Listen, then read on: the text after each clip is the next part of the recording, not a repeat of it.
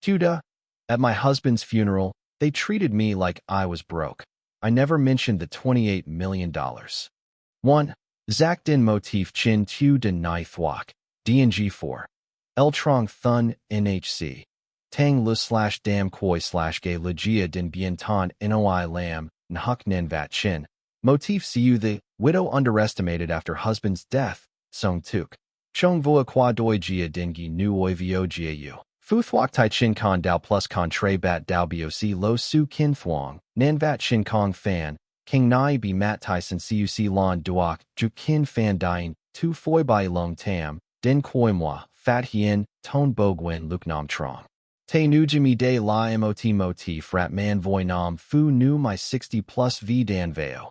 Noiso by Zem Thuong Sao Kai Go Achong by Doi Su Nu Gan Nong by Dan Jia Saivi, Utai Chin Su, Utra Dua Bang Dia 6, Ba Tri Tuesday, Thay V La Het Outline 9 PHN, BA with Acutem DNG 4.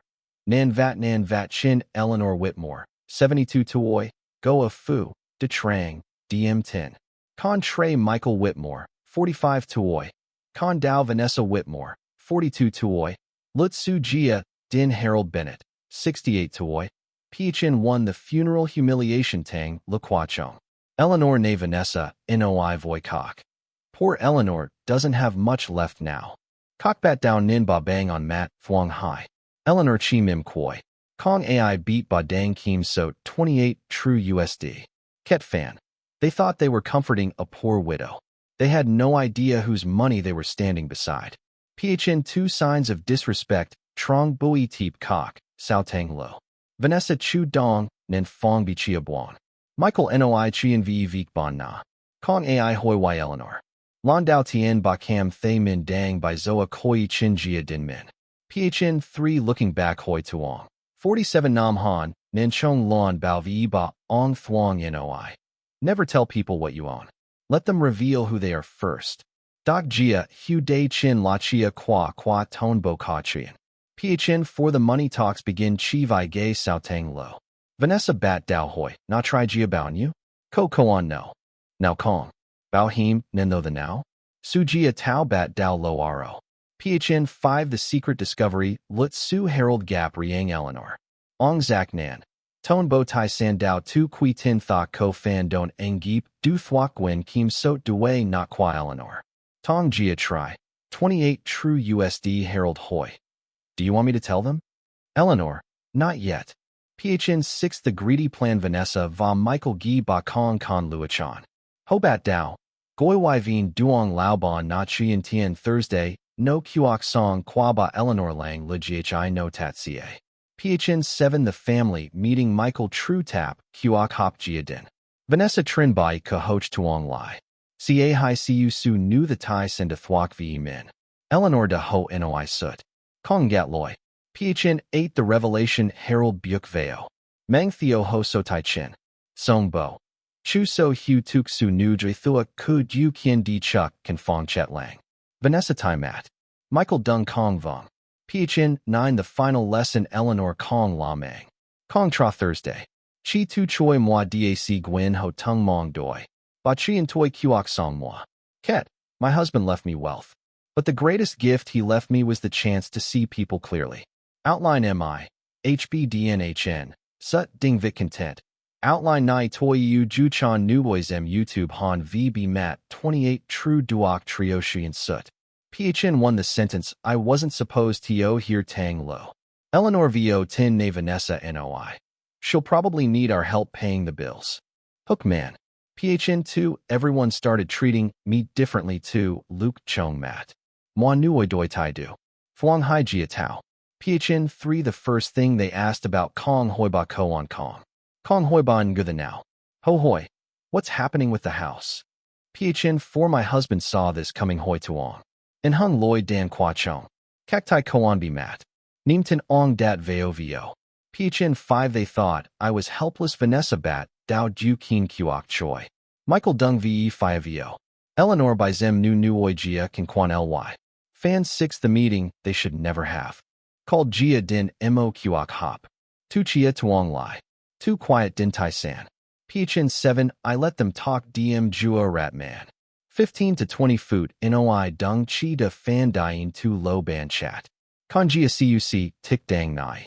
PHN $28 million lut su zut hien. Twist lon not tone fim. Moi jia din sup do. PHN 9, what money reveals Kong Phi Ka Chuyen Vetn. Mala Ka Chuyen Ve Long Tam. Ket Cam Suk Salva Fu Hop Kan Jia U60 Plus. Kai Thuet Viet Can AP Dung Cho Dang Nai Theo Tai Lu Van Fong Va Ky Thuet Viet. 1. Ngoi Ku First Person Nuoi Kalagoa Fu 72 Tuoi Vidu. I stood beside my husband's casket and listened. 2. Kong Ka Cam Suk Truck Teep KHNG. I was heartbroken. NN. I kept smoothing the same wrinkle in my black dress. 3. Kon on Vidu. No one looked at me. They looked past me, as if I were already gone. 4. Imlang Nguyen Luke Nan Vat Chin Kong Kai. Kong Kok. Kong Tran Luan. SUC Man Nam O. I simply nodded. 5. Tien Kong Phi Chao Treo Sai. Tuako 28 True Nin Tuatang. Dung. 28 True Chi Lot Song Siu De Lot Mat Long Tam. 6. Fan Dien 2 Hui Vanessa Kong by Dan by Boi Eleanor. Vanessa by Dan by Boi. Chin Su Tam Lam Kwa Min. De La Ky Thuet Quan Trong Not Kwa Dang 4. Twada Zut Dung Outline Moi 9 Fan V Fu Hop Han Voi Tu De Nai Vatao Duok Nip. Juchan Kanjia Man Han. So Voi Kung Dang For Gok. She'll probably need help paying her electric bill now, my daughter-in-law whispered at my husband's funeral. She thought I couldn't hear her. She was wrong. I was standing only a few feet away, beside a spray of white lilies that had already begun to lose their freshness under the afternoon heat. The funeral home was quiet except for the low murmur of conversations and the occasional rustle of black clothing as guests moved between rows of chairs. My husband, Robert Whitmore, had been gone for 3 days. 48 years of marriage had ended with a phone call from the hospital and a silence that still felt impossible to describe. I stood near his casket and greeted people as they arrived. Friends from church, former business associates, neighbors who had lived on our street for decades. They all wore the same expression when they approached me. Sympathy, sadness, respect. At least, that was what I thought until I started noticing the way some of them looked at me after speaking with Vanessa. Their eyes lingered a little too long. Their smiles seemed forced. A few even tilted their heads with that particular expression people use when they believe someone's future has suddenly become uncertain. One woman squeezed my hand and said, "If you ever need anything, Eleanor, don't be afraid to ask." The comment wasn't unusual. Funerals often inspire kindness. But there was something in her tone that made me pause. Later, another guest offered to connect me with a financial advisor. Then someone else mentioned downsizing. Downsizing. At my husband's funeral. The word hung in my mind like a loose thread. I followed it. Across the room, Vanessa stood beside a table covered with framed photographs of Robert's life. She wore an elegant black dress and carried herself with the confidence of someone who believed she belonged at the center of every conversation. People gathered around her. She nodded solemnly, accepted condolences, and occasionally lowered her voice as though sharing private concerns. That was when I heard the sentence, "She'll probably need help paying her electric bill now." A few people laughed softly, not because it was funny, because they felt uncomfortable. Vanessa continued speaking. Robert handled everything. Eleanor never really worried about money. I watched her from across the room. She never looked in my direction. She assumed I was too busy grieving to notice, too fragile to listen, too lost to understand. I simply folded my hands and remained where I was. Years earlier, that comment might have wounded me. Not because it was true, but because of what it revealed.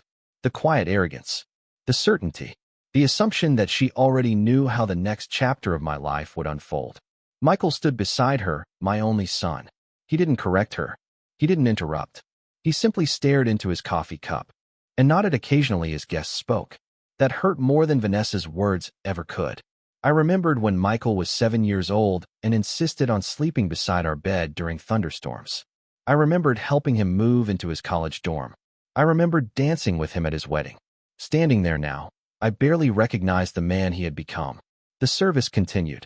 The pastor spoke about Robert's generosity, his work ethic, and his devotion to family. People smiled through tears as stories were shared. I smiled too. Some memories were too precious to lose to bitterness. But beneath my calm expression, I was paying attention. Watching. Listening. Learning. After nearly 5 decades of marriage, Robert had taught me something important. Never rush to reveal what you know. Let people show you who they are first. As the afternoon wore on, the picture became clearer. Guests approached Vanessa more often than they approached me. They asked questions about my future as though decisions had already been made. A retirement community was mentioned. Selling the house was mentioned. Managing expenses was mentioned. Nobody asked what I planned to do. Nobody asked whether Robert had prepared for this day. They simply assumed. Assumed I was frightened. Assumed I was dependent. Assumed I was alone. The truth sat quietly inside my purse, folded inside a sealed envelope I had received from our attorney the previous morning. I had not shown it to anyone. Not Michael. Not Vanessa. Not even my closest friends. $28 million has a way of changing conversations. But I wasn't interested in changing the conversation yet. I wanted to hear the rest of it first. And judging by the confidence in Vanessa's voice, she was only getting started. The funeral ended just before sunset. One by one, the guests drifted toward the parking lot, carrying casseroles, sympathy cards, and their own private opinions about what would happen to me next. I remained behind for a few minutes after everyone else had left. The cemetery was quiet. A light breeze moved through the trees, carrying the scent of fresh grass and cut flowers.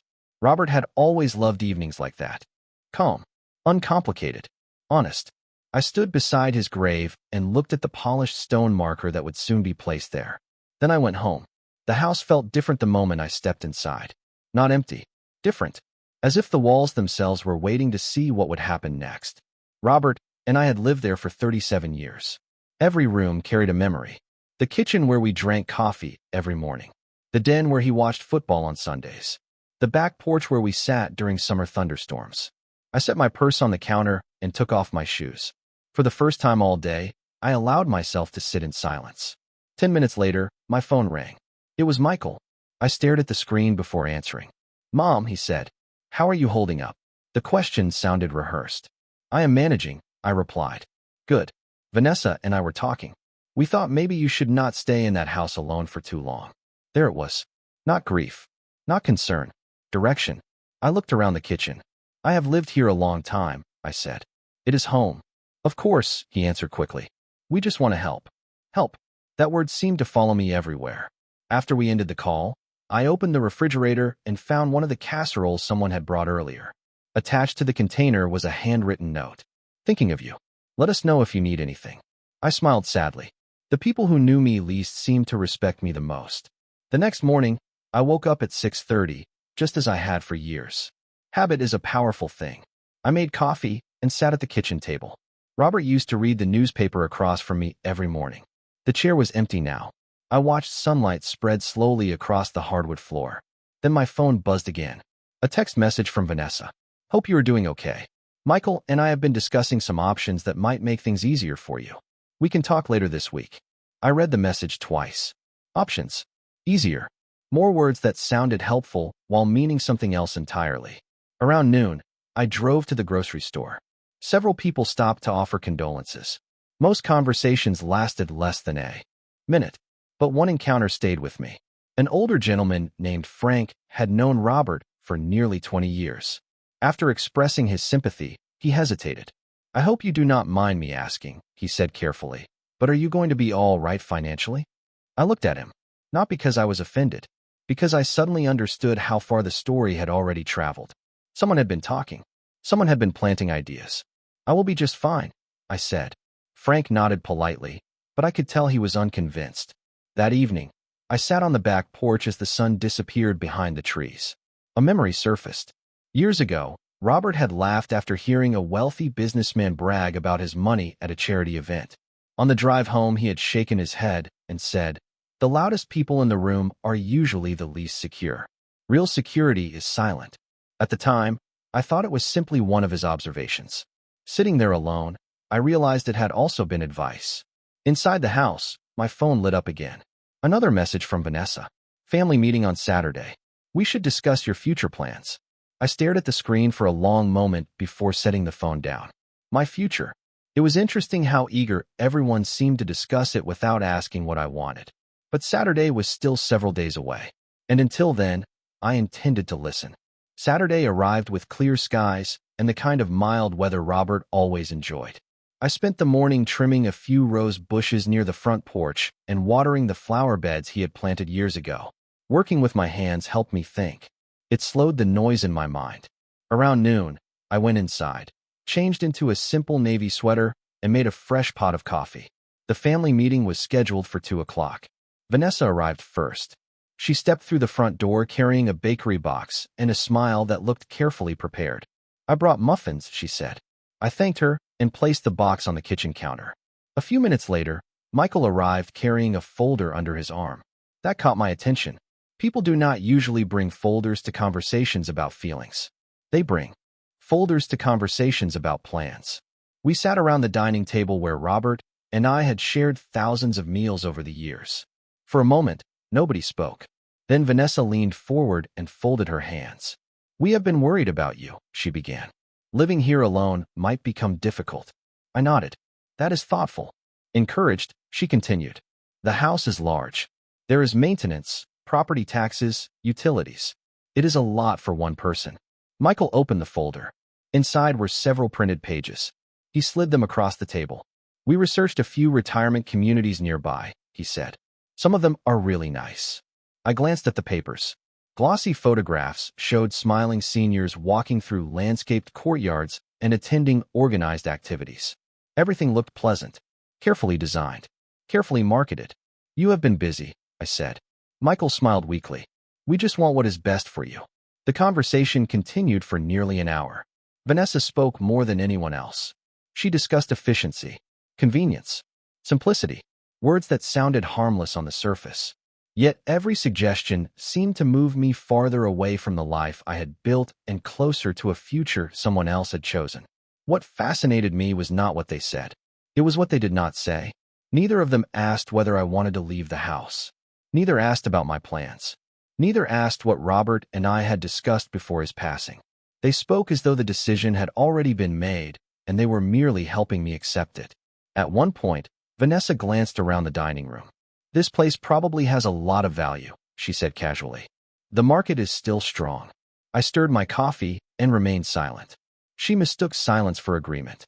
Many people do. The meeting ended with promises to continue the discussion soon. After they left, I carried the empty coffee cups into the kitchen and stood at the sink. Through the window, I watched Michael back his car down the driveway. Vanessa sat in the passenger seat talking animatedly, her hands moving as she spoke. They looked confident, certain, as though events were unfolding exactly as expected. Later that evening, I opened a drawer in Robert's old desk. Inside were neatly organized documents, handwritten notes, and a small leather-bound journal. I sat in his chair and carefully turned the pages. Most entries were brief observations about business, family, and life. Then one sentence caught my eye. It had been written nearly 7 years earlier. "The true character of people appears when they believe they have something to gain." I read the line 3 times. Outside, the sun was setting. Long shadows stretched across the backyard. My phone vibrated with a new message from Vanessa. "Hope today helped. We are all on the same page now." I looked at the words and smiled quietly. No, I thought. We were not on the same page at all. I can continue the story in the requested format. SUA the following Tuesday, I drove into town for an appointment I had not mentioned to anyone. The morning was cool and clear. Sunlight reflected off storefront windows as I parked near a brick office building that Robert and I had visited many times over the years. The brass plaque beside the entrance still carried the same name, Harold Bennett, attorney at law. Inside, the receptionist greeted me warmly and led me to Harold's office. He stood when I entered and offered a gentle smile. We had known each other for more than 3 decades, long enough to skip unnecessary formalities. "How are you holding up, Eleanor?" he asked. "One day at a time," I replied. He nodded. He understood. Harold closed the door and sat across from me. For a few moments, neither of us spoke. Then he opened a thick folder resting on his desk. I recognized it immediately. Robert's estate documents. The same folder that had been updated several times during the last 10 years. Harold adjusted his glasses and looked down at the papers. "Your husband planned very carefully," he said. "Nothing here should surprise you, but I want to review everything anyway." For the next hour, we discussed accounts, investments, trusts, and ownership structures. Much of it was familiar. Robert believed that both spouses should understand every aspect of their finances. He often joked that secrets were expensive. Knowledge was cheaper. Harold moved through the documents methodically. Occasionally, he pointed to a figure or a signature. Occasionally, he asked whether I had questions. I did not. I already knew most of the answers. Still, hearing everything spoken aloud carried a different weight now. Robert was gone. The plans were no longer theoretical. They were real.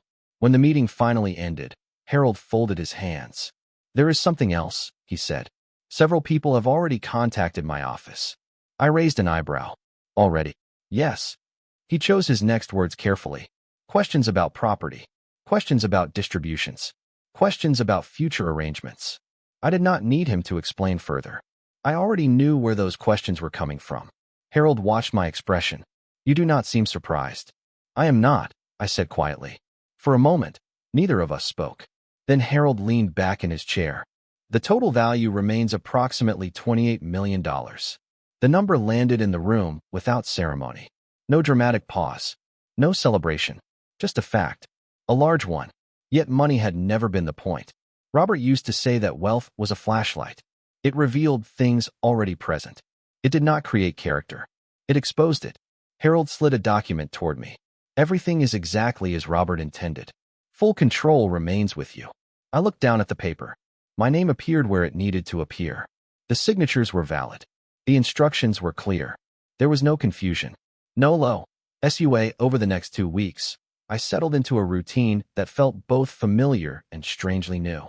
Every morning, I watered the roses, read for an hour on the back porch, and answered only the phone calls I wanted to answer. Grief came in quiet waves. Sometimes it arrived while I folded laundry. Sometimes while I reached for a coffee mug that Robert used to favor. But alongside the grief, another feeling was beginning to take shape. Clarity. The more distance I had from the funeral, the more clearly I could see what was happening around me. Michael called more often than usual. Not every conversation felt forced, but there was a pattern I could not ignore. Questions about maintenance costs. Questions about insurance. Questions about whether I had considered moving closer to family. Each question sounded reasonable on its own. Together, they formed a picture. Vanessa was even less subtle. One afternoon, she stopped by unexpectedly carrying a container of soup.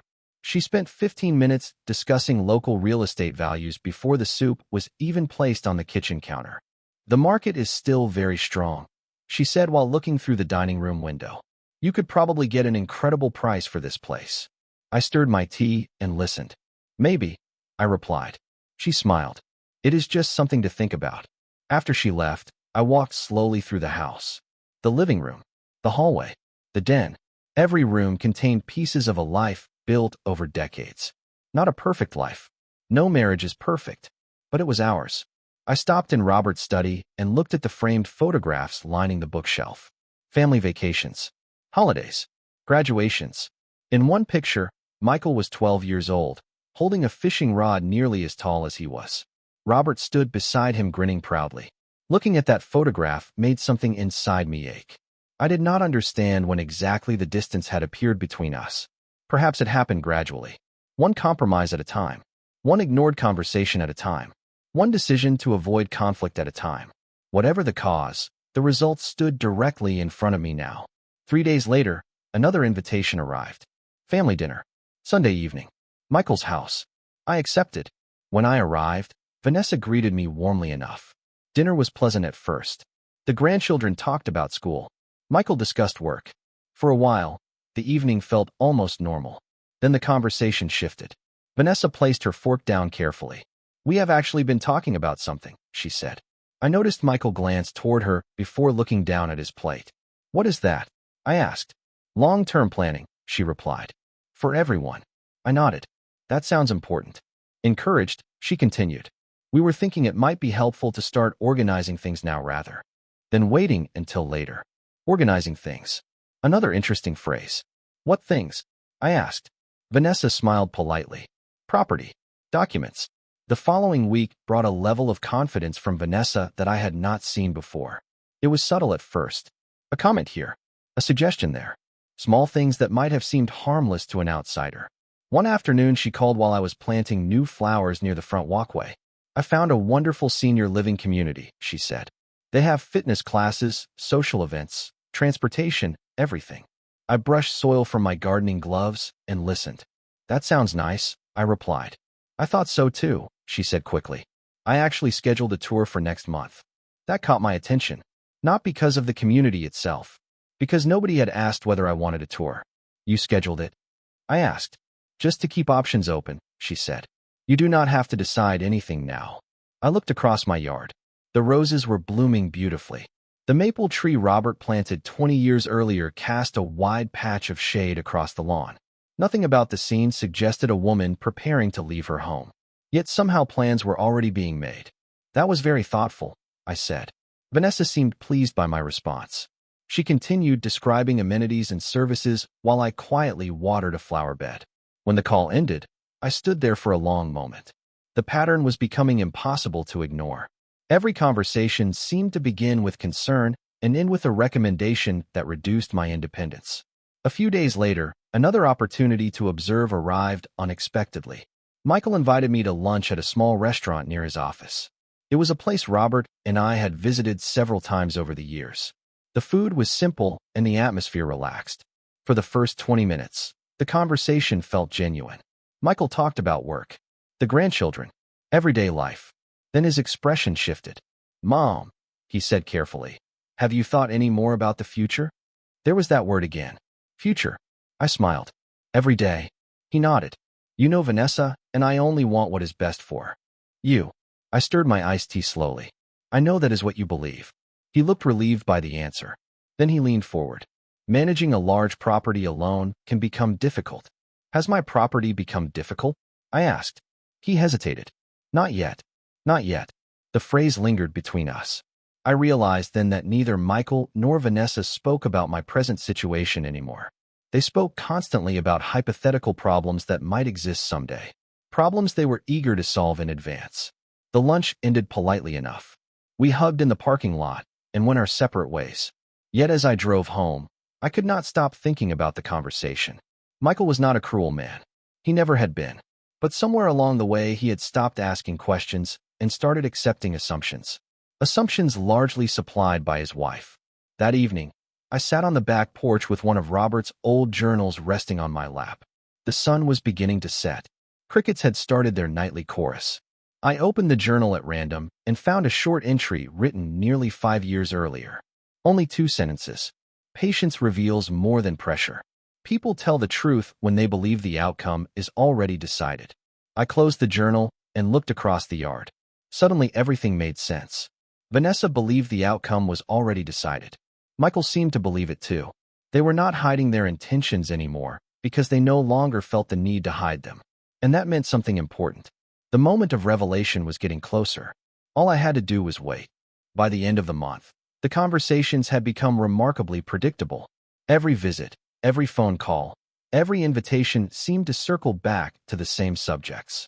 The house, my future, my plans, or more accurately, the plans other people appeared to have for me. What surprised me was not their persistence. It was their growing confidence. Vanessa no longer framed every suggestion as a question. Increasingly, she presented them as conclusions. One Saturday afternoon, she arrived carrying a stack of brochures from various retirement communities. She spread them across my kitchen table as if she were presenting options to a client. This one has excellent reviews, she said, tapping a photograph of a beautifully landscaped property. And this one offers transportation services and weekly activities. I looked at the brochures without touching them. You have certainly done your research.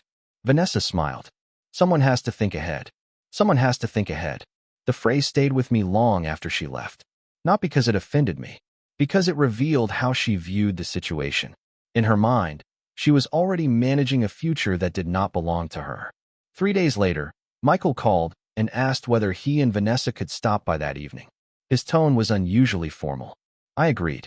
Around 7 o'clock, they arrived carrying takeout containers and a bottle of sparkling water. We ate dinner together in the dining room. The conversation remained pleasant until the plates were cleared away. Then Vanessa exchanged a quick glance with Michael. A practice glance. The kind shared between people who have already discussed something privately. Michael cleared his throat. Mom, there is something we wanted to talk about. I folded my napkin carefully and waited. We have been thinking about the long term, he said. Again, I asked gently. He smiled awkwardly. Vanessa stepped in immediately. We are just trying to be practical. Practical. Another favorite word. Of course, I said. Vanessa leaned forward. The reality is that managing everything alone can become overwhelming. The property, the finances, the maintenance. It is a lot for anyone. I nodded slowly. It certainly could be. Encouraged, she continued. That is why we think it would be smart to start organizing things now. There was that word again. Organizing. I remained silent. Silence can be remarkably powerful. People often rush to fill it. Vanessa did exactly that. Over the next 20 minutes, she outlined ideas, recommendations, and hypothetical scenarios. Selling the house, consolidating assets, simplifying responsibilities, moving closer to family. Through it all, I simply listened. The more she spoke, the more comfortable she became. And the more comfortable she became, the more revealing her comments grew. At one point, she even began discussing how much easier certain decisions would be if everything were handled centrally. The phrase struck me immediately. Handled centrally. Not by me. By someone else. Across the table, Michael mostly nodded along. Occasionally, he added a comment. Occasionally, he offered reassurance. But he never challenged the underlying assumptions. Never once did he ask what I actually wanted. When the conversation finally ended, Vanessa looked satisfied. As if meaningful progress had been made. As if another step had been taken toward an outcome she already considered inevitable.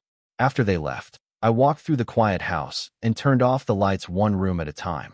The familiar routine gave me comfort. In the study, I paused beside Robert's desk and rested my hand on the polished wood surface. For a moment, I imagined what he would say if he were sitting there. Then I remembered one of his favorite observations. People reveal their intentions most clearly when they believe nobody can stop them. Standing alone in that room, I realized something important. Michael and Vanessa no longer believed they were being observed. They believed the outcome was settled. They believed the decisions ahead belonged to them. And because they believed that, they had begun showing me exactly who they were. 2 days later, I received another invitation. This one was different. Michael called personally and asked whether we could all meet again on Saturday afternoon. His voice carried an unusual sense of urgency. There are a few things we should settle, he said. Settle.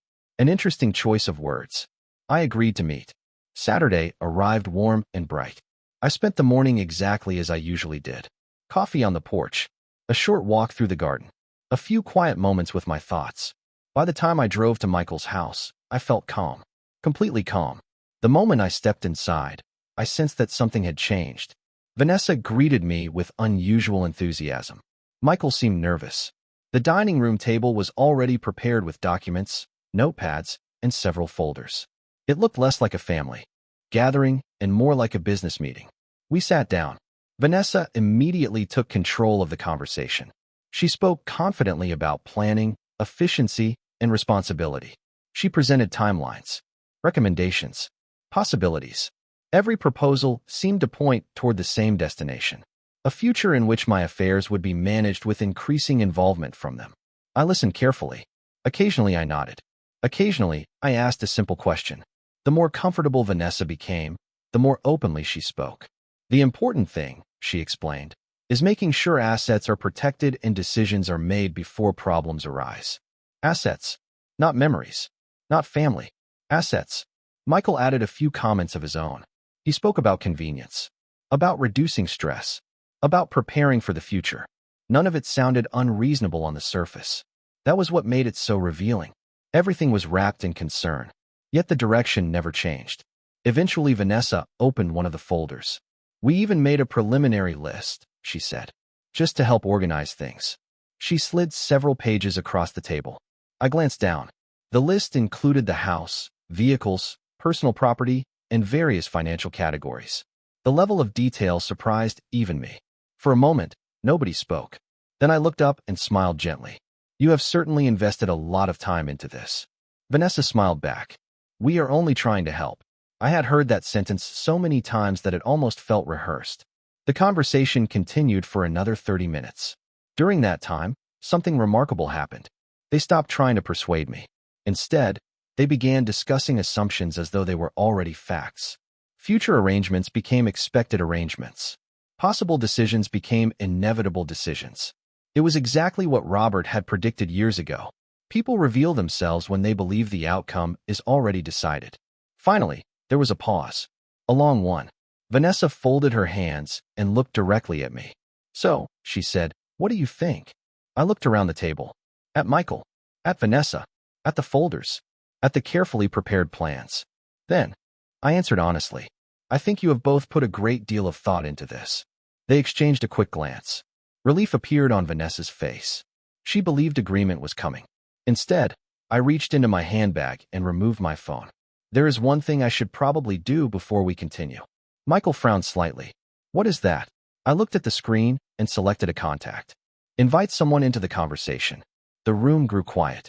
Vanessa looked confused. Michael looked uncertain. A few seconds later, the call connected. "Harold," I said warmly, "would you still be available to join us this afternoon?" There was a brief pause. Then his familiar voice answered. "Of course, Eleanor. I am only 10 minutes away." I thanked him and ended the call. Across the table, neither Michael nor Vanessa spoke. For the first time in months, the confidence I had seen in them began to fade. And as silence settled over the room, I realized the moment Robert had prepared me for was finally about to arrive. Harold arrived 12 minutes later carrying a leather briefcase that looked as familiar to me as the family photographs hanging in my hallway. Michael greeted him politely. Vanessa attempted a smile, but the confidence she had displayed earlier was no longer quite as steady. Harold shook hands, accepted a seat at the table, and placed his briefcase beside him. The room felt different now. Quieter. More careful. For months, every conversation had revolved around assumptions. Now facts were about to enter the room. Harold looked at me first. "How would you like to proceed, Eleanor?" he asked. I folded my hands in front of me. "I think it is time everyone understood the situation clearly." Harold nodded and opened his briefcase. Several documents appeared. Nothing dramatic. Just paper. Yet I could almost feel the atmosphere shift. Michael sat straighter in his chair. Vanessa stopped speaking entirely. Harold began calmly. He reviewed Robert's estate planning. He explained ownership structures. He explained trusts. He explained legal responsibilities. Everything was presented in a measured, professional tone. No emotion. No judgment. Just information. At first, Michael seemed relieved. He probably assumed the discussion would confirm everything he and Vanessa expected. Then Harold continued. "All primary decision-making authority remains with Mrs. Whitmore." Vanessa blinked. Michael frowned slightly. Harold continued turning pages. "All major assets remain under her sole control." Silence. "The residence remains solely under her control." More silence. Then came the part that changed everything. Harold looked up briefly before continuing. "The combined value of the estate and associated holdings is currently estimated at approximately $28 million. Nobody moved. For several seconds, the room was completely still. Vanessa stared at Harold, then at me, then back at Harold. Michael looked as though he had misunderstood what he heard. $28 million, he asked quietly. Harold nodded. Approximately. I did not say a word. I simply watched, the same way I had been watching for months. Vanessa finally found her voice. "There must be some mistake." Harold's expression never changed. "There is no mistake." Another long silence followed. During that silence, I saw something remarkable. Not shock about money. Shock about assumptions. The future they had imagined disappeared in front of them. Every conversation, every plan, every recommendation, all built on a foundation that never existed. Michael leaned back in his chair. He looked embarrassed. Truly embarrassed. For the first time in months, he seemed to understand how much he had assumed without ever asking. Vanessa looked down at the documents spread across the table. The brochures, the plans, the lists. Suddenly, they seemed very small. Harold finished his explanation and closed the folder. No speeches, no lectures, no dramatic ending, just facts. After a few moments, Michael looked at me. "Mom," he said quietly, "why did you not tell us?" It was a fair question. I thought about it before answering. Because I wanted to see who was interested in helping me and who was interested in managing me. Nobody responded. There was nothing to argue with. Eventually, the meeting ended. Harold left first. Michael hugged me before I walked out. The hug felt different from recent months. Less certain. More sincere. Vanessa remained polite, but unusually quiet. As I drove home, I felt neither victorious nor angry. Mostly, I felt peaceful. The money had never been the important part. Money simply removed the disguises people wear. It exposed expectations. It revealed assumptions. It showed me where respect ended and self-interest began. A few weeks later, life settled into a new rhythm. I remained in my home. I continued tending my garden. I continued living exactly where I wanted to live. Michael visited more often, and our conversations slowly became more genuine. The subject of my future stopped appearing in every discussion. As for Vanessa, she became noticeably more careful with her words. Perhaps she learned something. Perhaps she did not. That was no longer my concern. One evening, I sat on the back porch watching the sun disappear behind the trees Robert had loved so much. The air was warm. The roses were in bloom. For the first time since his passing, I felt completely at ease. Robert had left me financial security, but that was not his greatest gift. His greatest gift was wisdom. He taught me that patience reveals character better than confrontation. He taught me that silence often tells the truth faster than questions. And most importantly, he taught me that the people who underestimate you usually reveal far more about themselves than they ever reveal about you.